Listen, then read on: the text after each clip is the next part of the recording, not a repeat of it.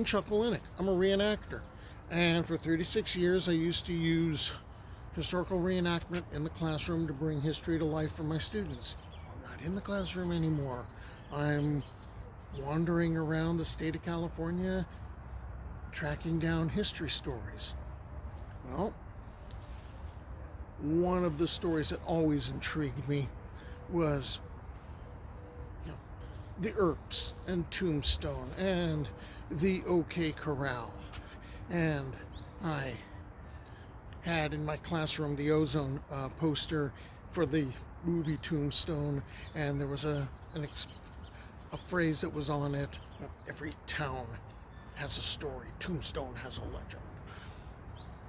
So I'm interested in the story, but I wanted to approach the story of the Earps from a different angle. I'm standing outside the home of Virgil and Allie Earp in Colton, and this is where they moved after the OK Corral. We don't need to go into the events of the OK Corral.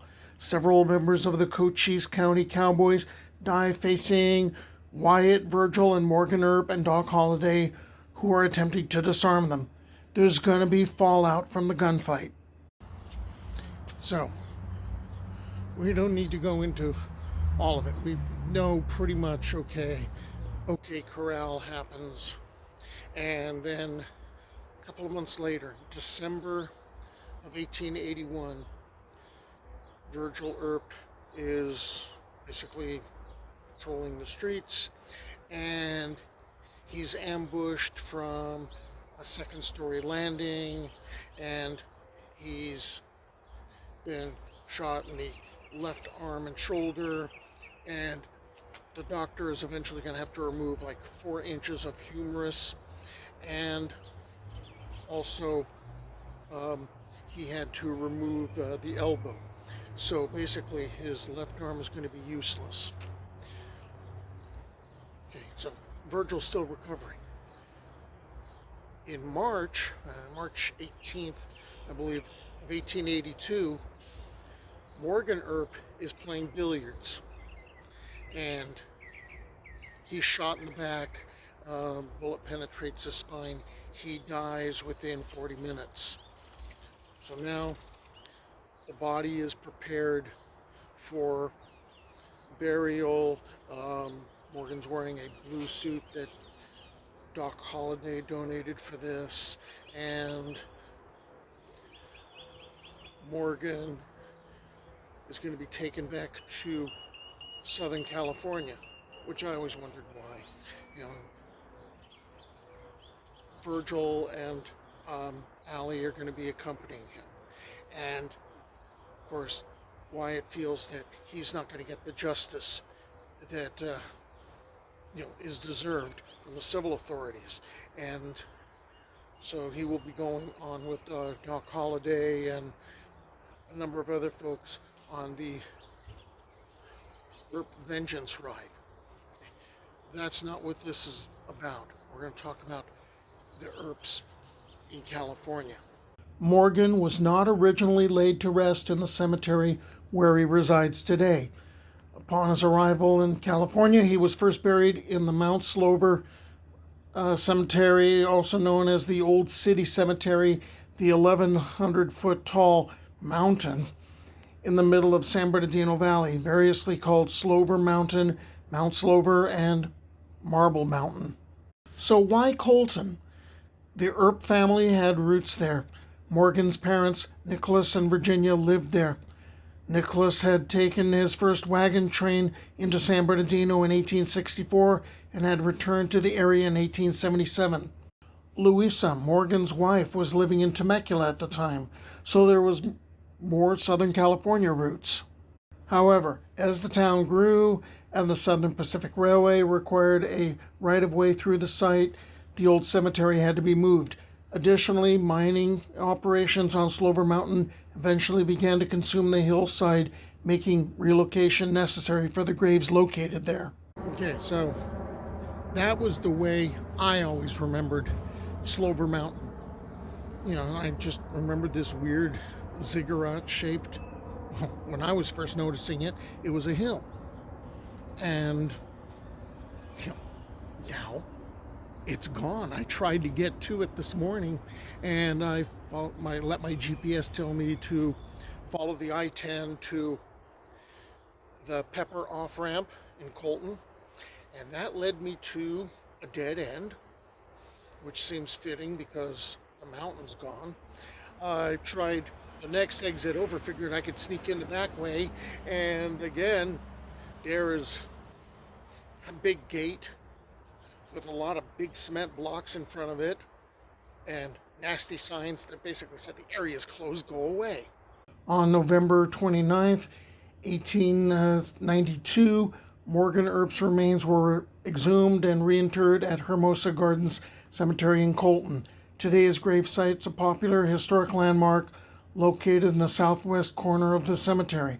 The current gray headstone, which was placed to replace weathered earlier markers, bears the title U.S. Deputy Marshal, a permanent tribute to his service alongside his brothers during the most tumultuous days of the American West. All right, so after the events of the OK Corral and the ambush and Morgan's death, Virgil, Earp, and Allie return to Colton, where Morgan is going to be laid to rest, and their mother will grieve over that, and also his mother, Virgil's mother, will be helping in the recuperation that Virgil's going to have to go through. It's going to take like a couple of years, so that's like 1882, 1884. Well, now here's this guy who's got basically his left arm is useless. He gets hired by the Southern Pacific Railway because there is a frog war that is taking place. I learned yesterday what a frog war is. A frog war is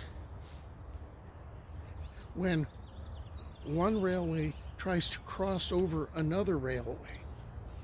Well, Virgil gets hired by the Southern Pacific Railway, which pretty much has a monopoly in Southern California.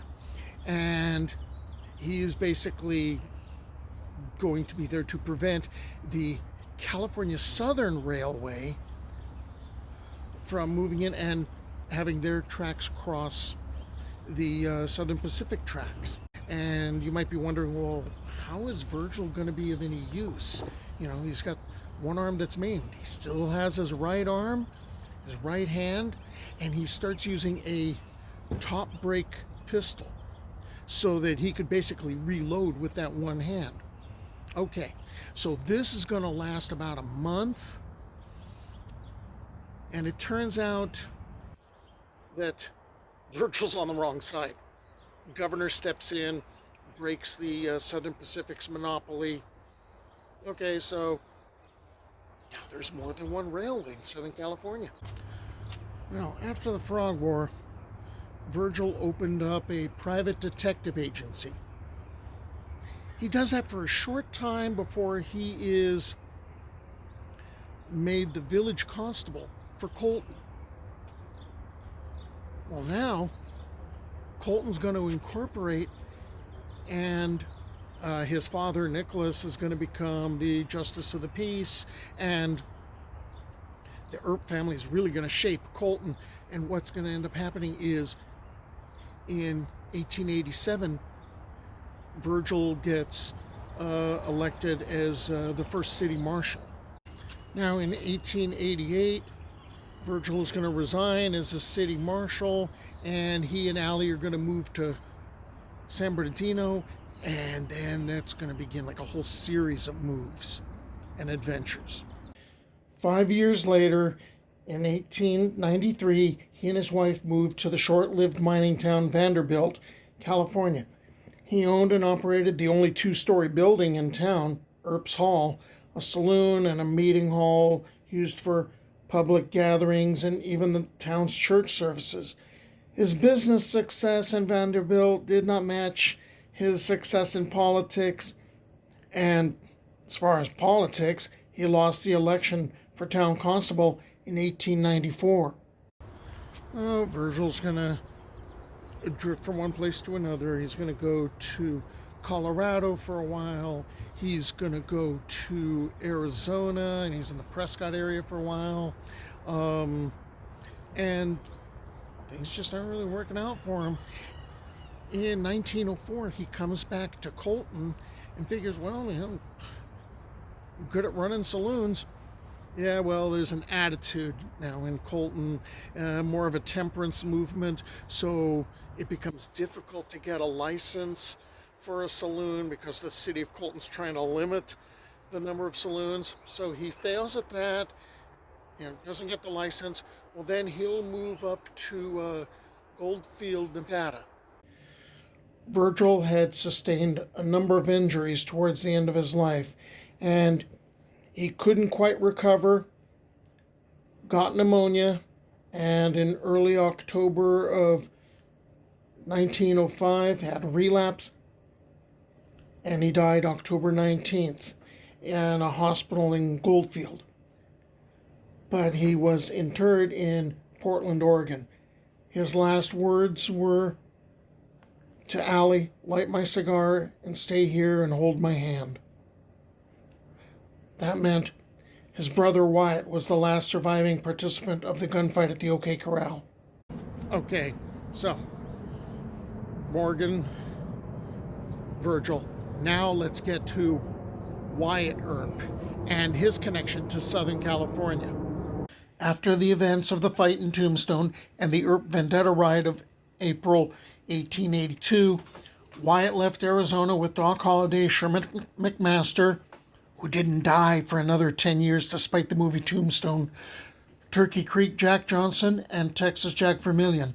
Escaping murder warrants, they stopped in Albuquerque, where Earp and Holliday had a serious disagreement over his relationship with Josephine Marcus, and they parted ways in Albuquerque. Then they ended up in Colorado. On a side note, they would not meet again until June of 1882 in Colorado, where they probably reconciled. From then until Doc's death in 1887, they allegedly only saw each other one other time. While Doc lived in Colorado, Wyatt had opportunities to visit him, but didn't take the chance. Earp saw Holliday for a final time in late winter of 1886, where they met in the lobby of the Windsor Hotel. Josephine Marcus described the skeletal Holliday as having a continuous cough and standing on unsteady legs.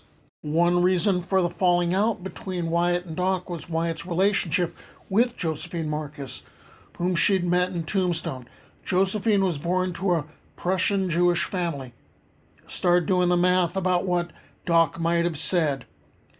Despite the movies and her own words about being wealthy, her father was a baker. She'd returned to San Francisco shortly after Morgan's death. Wyatt arrived in July of 1882, took a job managing a horse stable in Santa Rosa. Earp developed a reputation as a sportsman and a gambler. He was reputed to own a 6-horse stable in San Francisco, although it was later learned that the horses were leased. So the California adventures were beginning. Following Wyatt's return to San Francisco, Josephine began using the name Josephine Earp. Josephine was Earp's common-law wife for 46 years until his death. They would travel from one mining camp in Boomtown to another. There were adventures in Colorado, Idaho, and Alaska.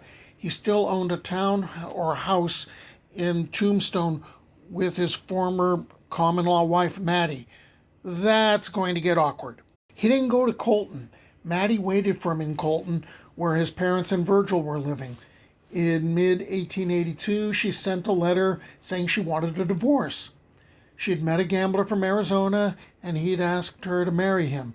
Earp did not believe in divorce and therefore refused. But she ran away with the gambler anyway. She struggled with addictions and committed suicide by opium poisoning in July of 1888 at the age of 37 or 38. Wyatt and Josephine moved to San Diego in 1887, where the railroad was about to arrive and a real estate boom was underway. Earp speculated in the booming real estate market, and he bought 4 saloons and gambling halls, all in the respectable part of town. At the height of the boom, he made up to $1,000 a night in profit. The 1887 San Diego City Directory had him listed as a capitalist or gambler.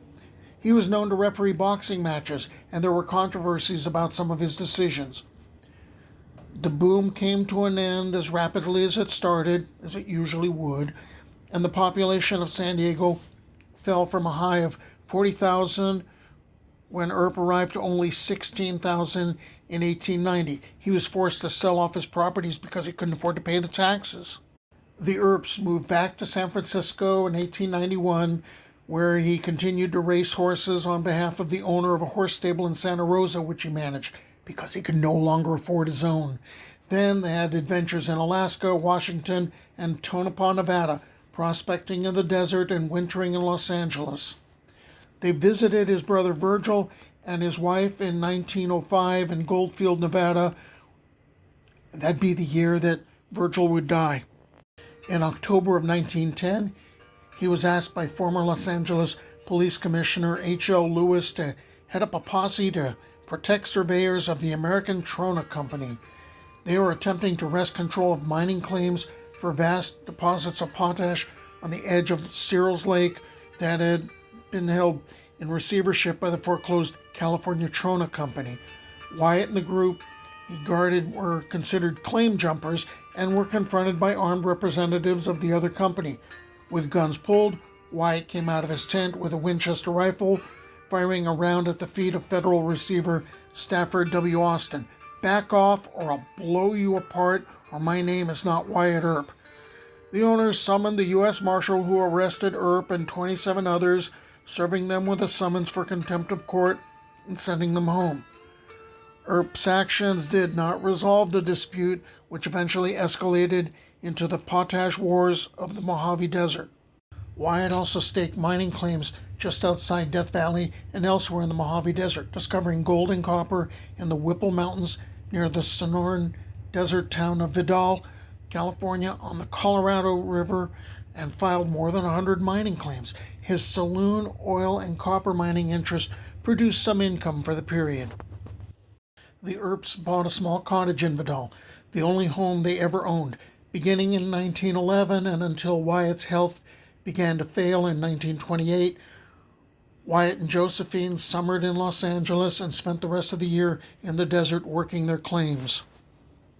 While living in Los Angeles, Earp served as an unpaid film consultant on several silent cowboy movies.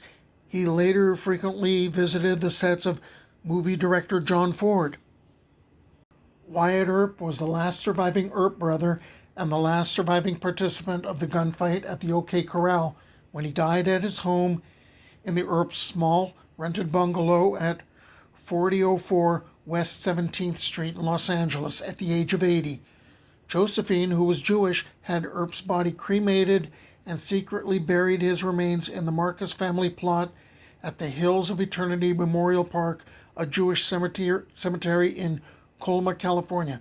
When she died in 1944, her body was buried along with his ashes. So there's the Earp connection to Southern California. I'm going to go find other things to talk about. Bye.